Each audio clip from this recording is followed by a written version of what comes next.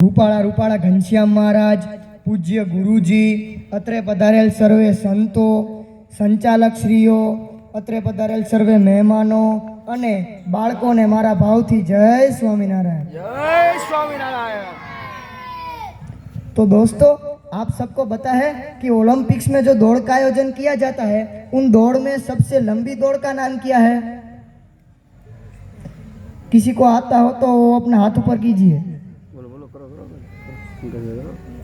Marathon. Yes, सबसे लंबी दौड़ का नाम है मैराथन दौड़। तो मैराथन दौड़ का नाम मैराथन कैसे पड़ा, इसके बारे में थोड़ी चर्चा करते हैं। तो आज से लगभग 2500 साल पहले, यानी कि बिफोर क्राइस्ट 500 साल पहले, जो ग्रीक देश है वहाँ पर एक पहाड़ी है और उस पहाड़ी का नाम है मैराथन। तो उस समय पर उस पहाड़ी पे कहीं जंगली कबीले रहा करते थे और उनमें आपस में लड़ाइयाँ होती रहती थी। तो एक दिन ऐसे ही दो कबीले, ग्रीक और पान सैनिक, इन दोनों के बीच में लड़ाई होती है। तो इस लड़ाई में ग्रीक की जीत होती है। तो विजय की सूचना देने के लिए ग्रीक के सेना का एक सैनिक मैराथन से लेके एथेंस तक दौड़ के जाता है। मैराथन से लेके एथेंस तक का अंतर था तकरीबन 42 दशमलव कुछ किलोमीटर। तो 42 किलोमीटर तक दौड़ के जाता है और जैसे ही वहाँ पर पहुँच के विजय की सूचना देता है, उसकी हार्ट बीट्स बढ़ने लगते हैं और उसका हार्ट फेल हो जाता है और वह वहीं पे मर जाता है। तो उसकी याद में अंग्रेजों ने जो पहला एथेंस ओलंपिक किया 1889 में, उसमें एक गेम का आयोजन किया और उसका नाम रखा मैराथन दौड़। तो ये नाम था कि मैराथन नाम कैसे पड़ा। तो हम लोग मैराथन क्यों बोल रहे हैं? हमारे में कोई आत्मसम्मान जैसी चीज़ नहीं है, हमारे देश में कोई ऐसी घटना नहीं घटी कि जिस पर हम गर्व ले सके। तो हमारे देश में भी एक ऐसी घटना घटी है। छत्रपति शिवाजी महाराज का नाम तो आप सब लोगों ने सुना ही होगा, सुना है ना? तो जब छत्रपति शिवाजी महाराज ने औरंगजेब का वध किया था, तब आदिल शाह बहुत बौखला जाता है। तो आदिल शाह 40,000 की पठानी सेना के साथ सिद्दी जौहर नाम के एक सेनापति को भेजता है और कहता है कि जाओ, तुम शिवाजी को पकड़ के आओ, कुछ भी करो पर तुम शिवाजी को पकड़ के आओ। तो सिद्दी जौहर 40,000 की पठानी सेना के साथ जाता है और शिवाजी उस समय थे पनहालगढ़ के किले में। तो पनहालगढ़ के किले को चारों ओर से घेर लेता है। अब किले की दीवार मजबूत होती है, इसलिए कोई अंदर से बाहर नहीं जा सकता, बाहर से अंदर नहीं आ सकता। तो ऐसे ही चलता रहा। 2 महीने हो गए, 3 महीने हो गए। फिर एक दिन शिवाजी ने सोचा कि भाई अब क्या करें, महल के अंदर का सारा अनाज पानी सब खत्म होते जा रहा है, ऐसे ही चलता रहा तो लोग भूखे मरेंगे। इसलिए शिवाजी ने कहा कि एक रास्ता है कि यहाँ से भागे, लेकिन भागे कैसे? कोई परिंदा पर नहीं मार सकता, चींटी भी अंदर से बाहर नहीं जा सकती, ऐसा जबरदस्त घेरा चारों ओर 40,000 की पठानी सेना का था। तो अब भागना तो संभव नहीं था, भागेंगे तो पकड़े जाएंगे। तो अब दूसरा क्या है कि युद्ध करना और जीतना। तो शिवाजी की युद्ध में एक नीति थी कि युद्ध लड़ो तो केवल जीतने के लिए लड़ो। अगर आपको भी ऐसा लग रहा है कि आप युद्ध नहीं जीत सकते, तो थोड़ा पीछे हटने में कोई संदेह नहीं।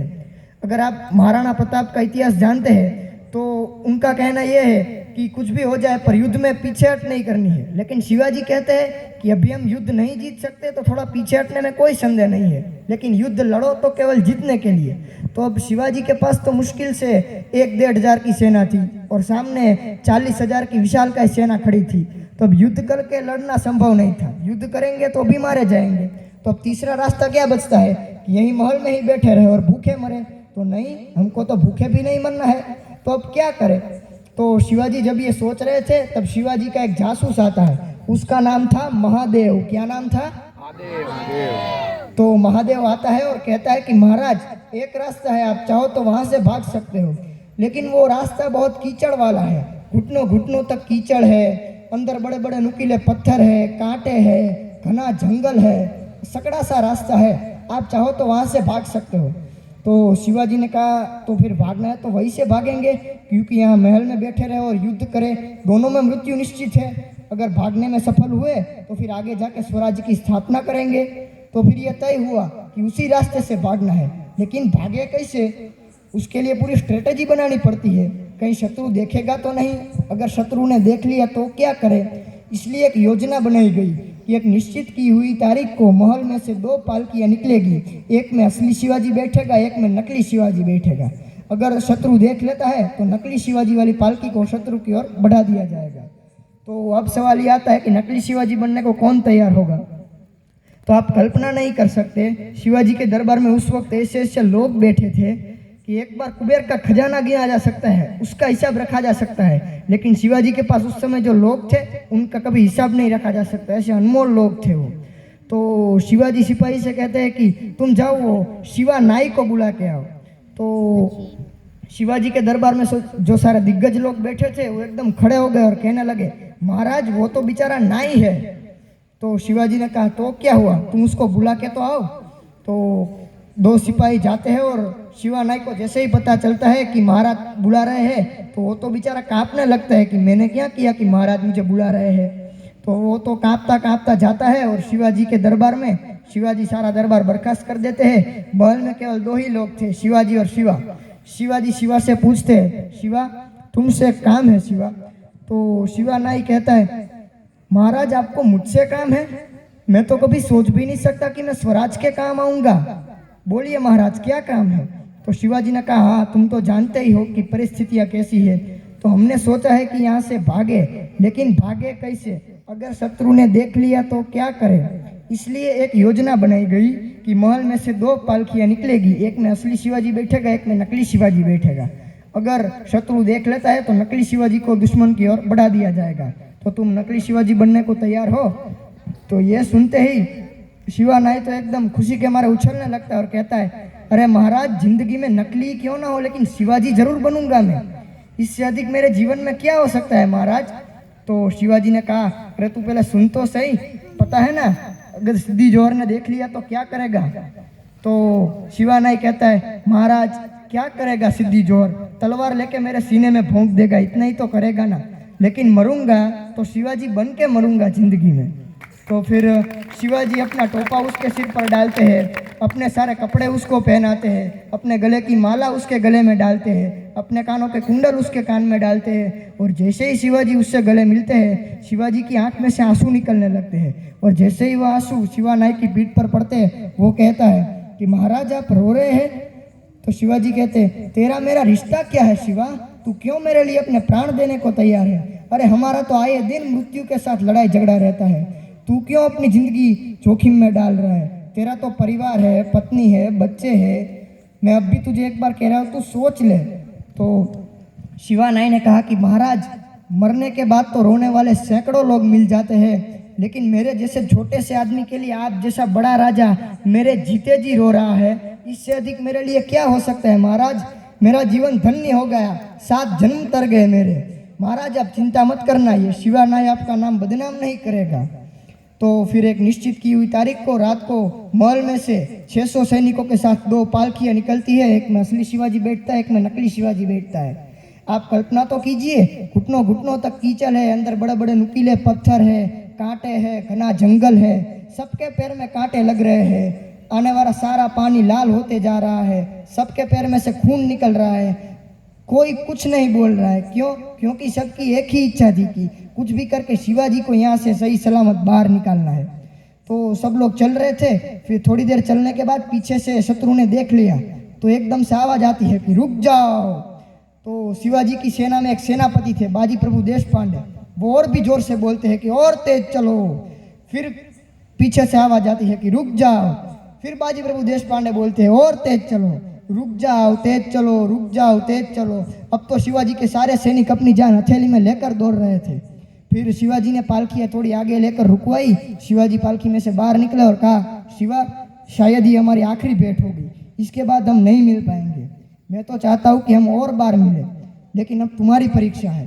तो शिवा नाई कहता है, महाराज आप चिंता मत करना, आप निश्चिंत होकर यहाँ से जाइए, ये सिद्धि जोहर को तो मैं संभाल लेता हूँ। फिर शिवाजी महाराज वहाँ से आगे जाते हैं और नकली शिवाजी की पालकी को शत्रु की ओर बढ़ा दिया जाता है। तो जैसे ही सिद्धि जोहर को पता चलता है कि शिवाजी को पकड़ लिया गया है, वो तो खुशी के मारे उछलने लगता है और आकर कहता है, क्या कितना खुश नसीब हूँ मैं, क्योंकि आज तक जिसने भी इसको ललकारा वो हो गया अल्लाह को प्यारा, और आज तो मैंने इसको जीते जी पकड़ लिया।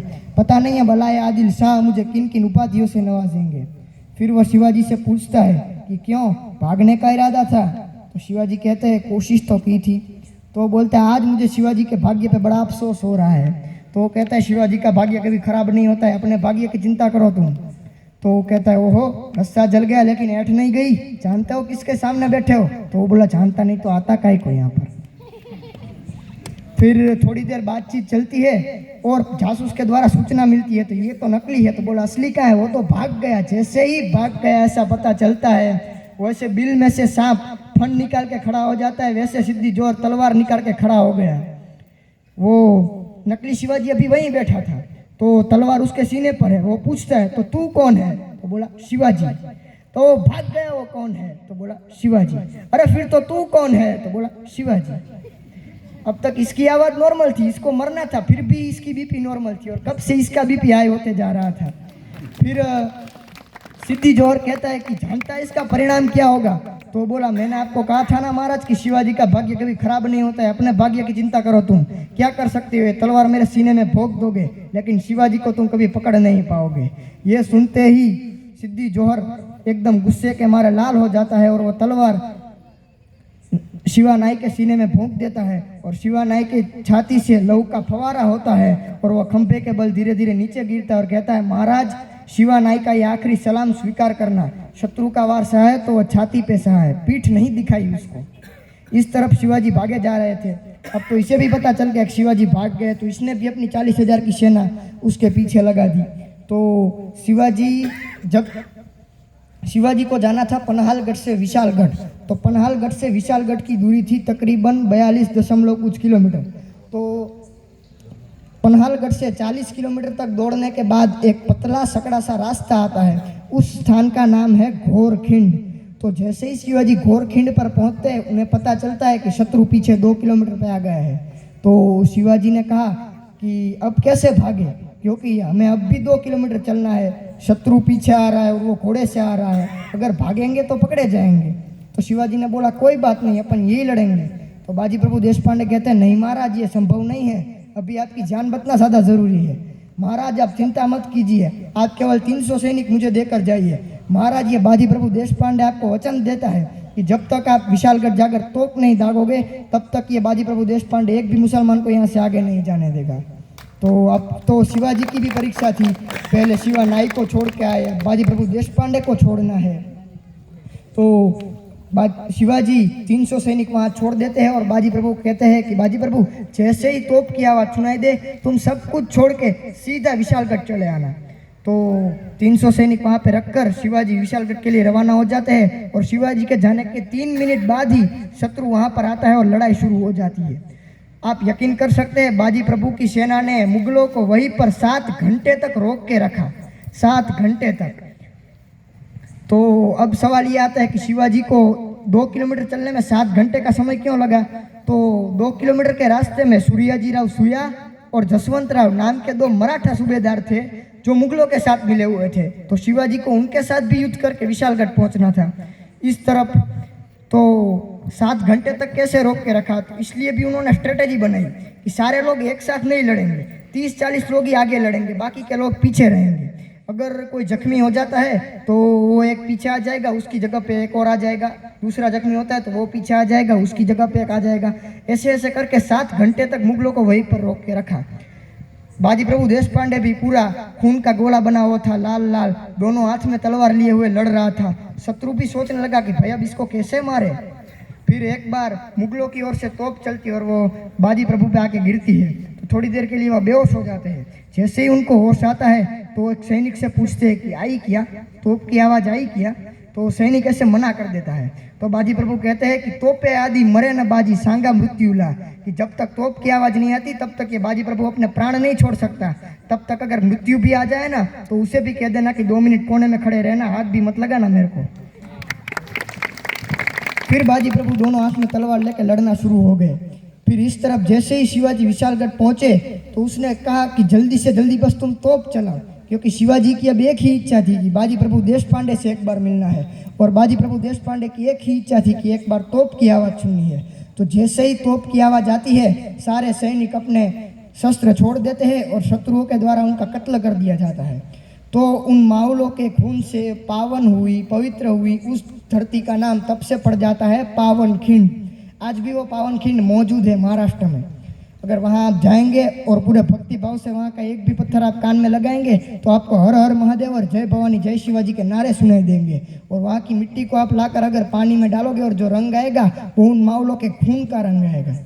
तो इससे हमें क्या सीख मिलती है कि ये लोग भी 40 किलोमीटर दौड़े थे, वो मैराथन वाला भी दौड़ा था। वो मैराथन वाला खाली हाथ दौड़ा था, इनके हाथ में 5-5 किलो की तलवार, पीठ पर 10-10 किलो की ढाल लेकर दौड़े थे। वो मैराथन वाला तो अपनी सुविधा से दौड़ा था, दाएं बाएं होते हुए, वो तो दिन के समय दौड़ा था। ये लोग अंधेरी रात में दौड़े थे और केवल एक ही रास्ता था, कीचड़ वाला, कांटे वाला। वो मैराथन वाले की मौत हार्ट फेल की वजह से हुई थी, इनमें से कोई हार्ट फेल की वजह से नहीं मरा था, सब लोग शहीद हुए थे। वो मैराथन वाले का कोई प्रूफ नहीं है, कागजात नहीं है, एविडेंस नहीं है। अगर आप अभी महाराष्ट्र में जाएंगे तो वहाँ पर पावनखिंड नाम की जगह पर बाजी प्रभु देशपांडे की समाधि बनाई हुई है और वहाँ पे शिवाजी के सारे प्रूफ है, कागजात है। तो इसका एक बार भारत में प्रयोग भी किया गया। नागपुर में एक दौड़ का आयोजन किया गया, उसका नाम रखा गया पावनखिंड। तो उस दौड़ में कई लोगों ने भाग लिया, लेकिन वो तो एक दौड़ थी। इससे हमें क्या सीख मिलती है कि हमें दौड़ना ही है तो हम विदेश के नाम से क्यों दौड़ते हैं? हमारे देश में भी एक ऐसी घटना घटी है, उस पर हम गर्व क्यों नहीं लेते, उस पर हम क्यों नहीं दौड़ते? तो तब से सब लोगों ने घोषणा कर दी कि आज से मैराथन बंद और पावनखिंड चालू।